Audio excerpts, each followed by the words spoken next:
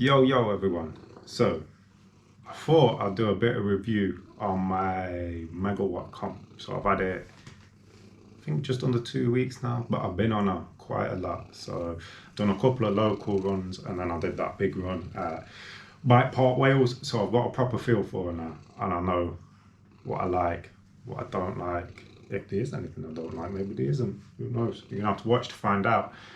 Yeah, so this is basically me just talking through the bike, talking through the specs, how it rides. I'm going to talk about the motor a bit, and then my overall thoughts really. Oh, and transportation. I forgot about transportation because that is quite a big thing when it comes to e-bikes as well. So how I go about getting my e-bike to the places that I'm going, because it's something you definitely got to consider. It's not as simple as your standard bikes because of the weight. Anyway, we'll get onto that.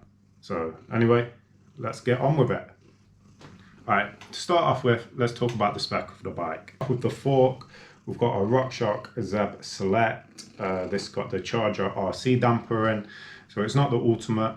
To be honest, a lot of e-bikes are coming with this Zeb fork now. It's pretty sick. It is pretty good. The shock is the RockShox Super Deluxe R, Select R, sorry, and it apparently hot dog tune. I don't really know what that means, to be fair. Hot dog tune sounds good. It means it's probably tuned for a certain thing or something. I don't know. Wheel set is the Sunringo Duroc SD37. Is that the same what's on the Scout? I think I've got the Sunrock rims on the Scout as well. They're 30, they've got 35 mil or something like that, or they're really wide rims, so you can run low pressures, which is pretty cool, man. I do like that, and they seem pretty solid.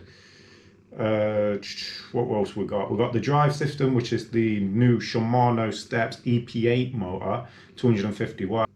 The display is your standard Shimano EM800. I think that comes on pretty much all of the Shimano bikes. So of course I've got the comp version of the Megawatt. The battery is only a 504 watt rather than a 630 watt, which comes in the higher spec. So the comp actually comes with the smaller battery.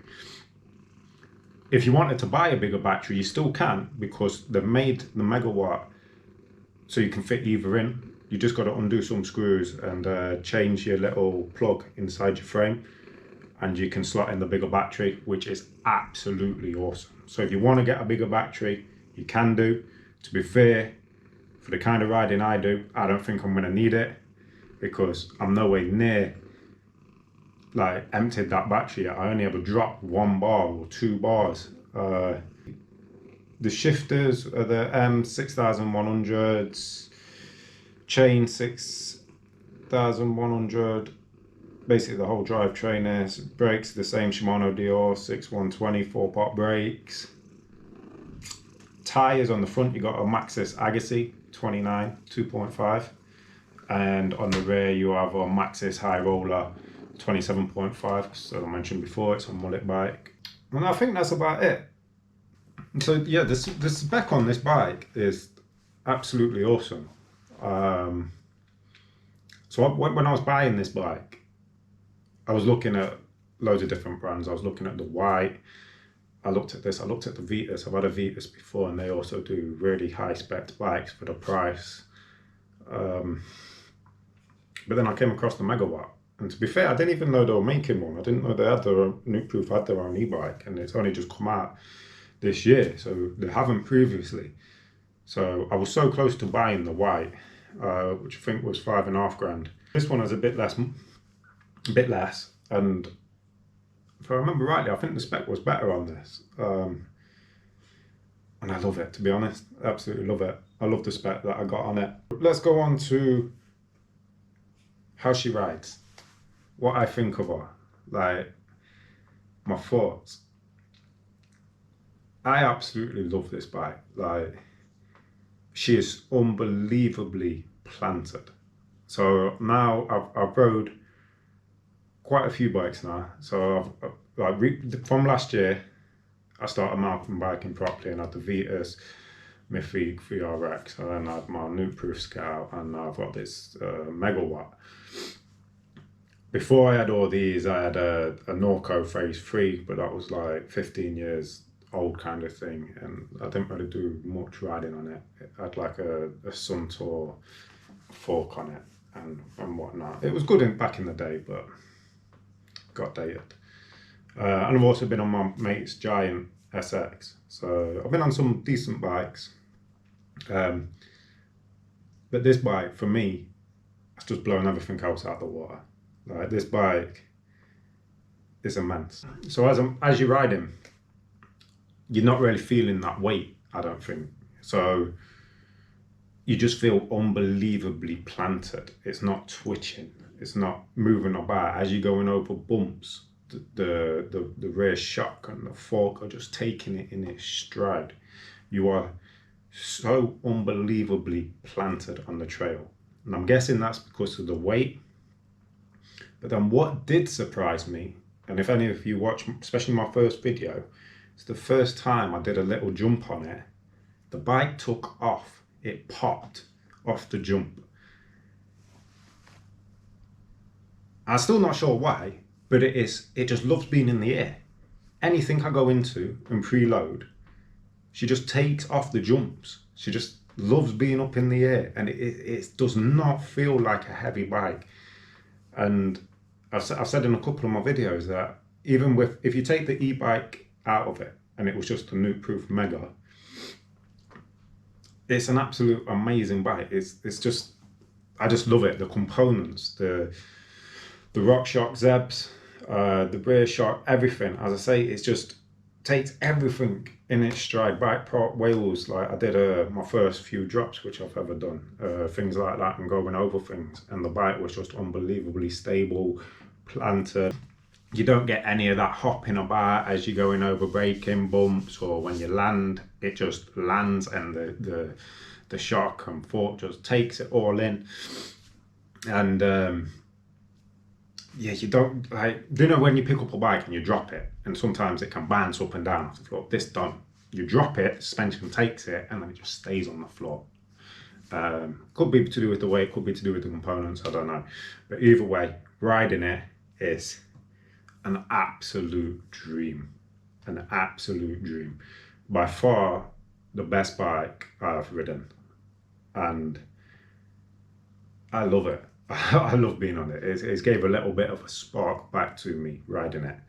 And some of that is probably down to the motor.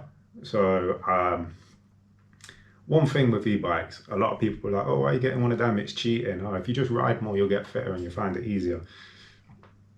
For me, I'm not riding for fitness. Some people do. Some people go out and they do it as their exercise. Rather than going to the gym, they ride. I'm not doing it for fitness, not in the slightest. I'm riding a bike because I absolutely love riding my bike. I love going down hills and I love doing trails. I don't love going up. I hate climbing. If anyone's watched my Cannock Chase video on the Scout, that broke me. I do not like climbing. I like going downhill. And because I like going downhill, an e-bike is absolutely spot on, because I get to go downhill and then I ride back up to the top using the motor, putting it in boost, and that's my break. That is my rest. I'm not having to get to the top and I'm not gassing or anything like that. I'm literally just like at the top, and I've recovered myself from the downhill and I can drop straight back in. So whereas before I was doing maybe 4 or 5 runs and then calling it quits because I'm tired, I could probably do double the amount in half the time. That's the important thing. In half the time I can do more runs. That means I'm going to progress quicker, I'm riding more, and I'm having more fun. E-bikes are amazing. I didn't get to try one before I bought this, so it's a bit of a plunge. But I can honestly say that I do not regret it. So the motor, I've only ever been on this one motor, so I can't really give my own opinions, but from what other people have said to me about motors and what I was doing some reading on before, the motor's good. One thing I will say is it feels a part of the bike and not like detached from it. It's not like an afterthought or anything like that. That's what one of my friends said who's on his bike. So like as soon as you put pressure down onto the pedal, the motor kicks in, but it kicks in smoothly. It's not like, oh, you put pressure in and then it's a jerk. It's a smooth motor. So as soon as you put that pressure down and it just comes in and it's nice, it feels a part of the bike. It's not just an afterthought, which is lovely. One thing I did read though with the Shimano versus like your Bosch is, what do they call it? I'm going to call it overdrive. I can't remember what they call it. When you start pedaling on some of the other motors, you get it where it carries on pushing you forward for a second or two, which can get you over obstacles. Some people like it, some people don't. I would say on the Shimano, you have about half a second. You start, gives you a little push. It's never enough instant stop kind of thing, which to be fair, I like. It's more like a normal bike. Another thing with an e-bike is the climbing. So on an e-bike, you can climb things which you couldn't climb on a normal bike. So you could go up 5 road, put it in boost, sit down, chill, have your break. Or you could still go up something quite gnarly, booty, rocky, and put it in boost and try and get to the top of that. It made climbing fun, because it was, when I did it at Watchwood, it was like going down a trail but going up, because I had the speed there and I was trying to get over roots and that. I got to the top, yeah, I was a bit tired, but it was fun.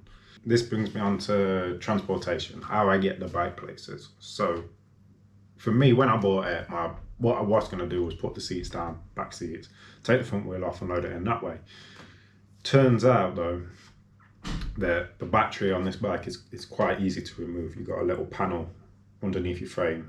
You unscrew one bolt using an Allen key, and then which you take all the way out, and then just loosen off 2 others. And the plate slides out. You can get your battery out. Because the battery weighs, I think it's 3 kg. Once you take that out, the bike weighs about 21. And I've got the third upright bike rack where it holds onto the wheels, not the frame, because the frame's chunky, so you're not going to be able to get your normal arm to hook it on. Now, because I can hold it by the wheels, it means I can lift it onto the roof.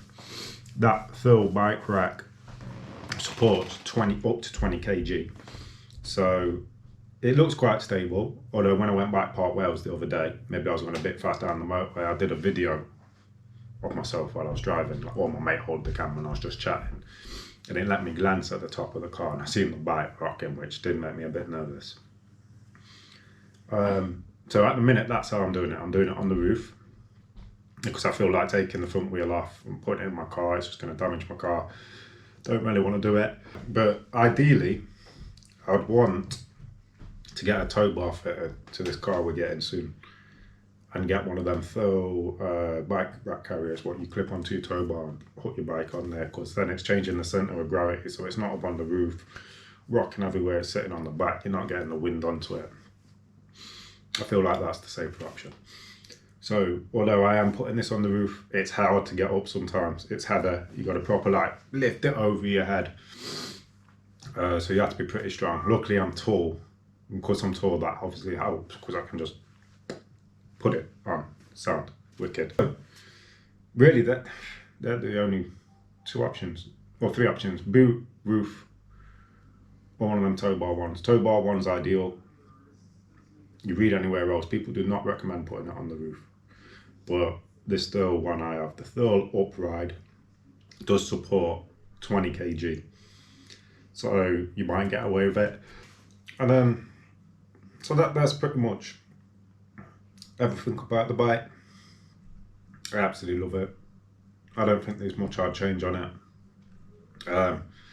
Again, I'm only talking about the comp. I've got her in an XL, I'm 6'2". The other versions are the Elite and the Factory, which are higher spec bikes. I think they run in Fox 38s. To be fair, this is the high spec bike I've been on, and it's amazing. So I'd love to compare mine to what the Elite and the Factory are doing, because this comp's blown me away. I don't see why I'd need anything more than what she can give me, to be fair. So what what is the Elite and the Factory? I mean, are they going to blow me away even more if I tried one of them? I don't know. But for me, this comp is amazing. Like, it handled bipart wheels amazingly. It's got the 170 mil fork. It's got the 170 mil rear shock. And altogether, it's just planted. It's stable. It loves to take off on the jumps. It loves to go be in the air. So I absolutely love it. So overall, amazing bike. I'm going to keep riding on. I'm also going to keep riding my Scout, which I have. But because the Megawatt's new at the minute, I just want to be out on the road all the time. Give me a week or so, a couple of weeks, and I'll be back out on the Scout as well. So thanks for watching. Peace. Don't forget to like and subscribe. Hello, Cleo.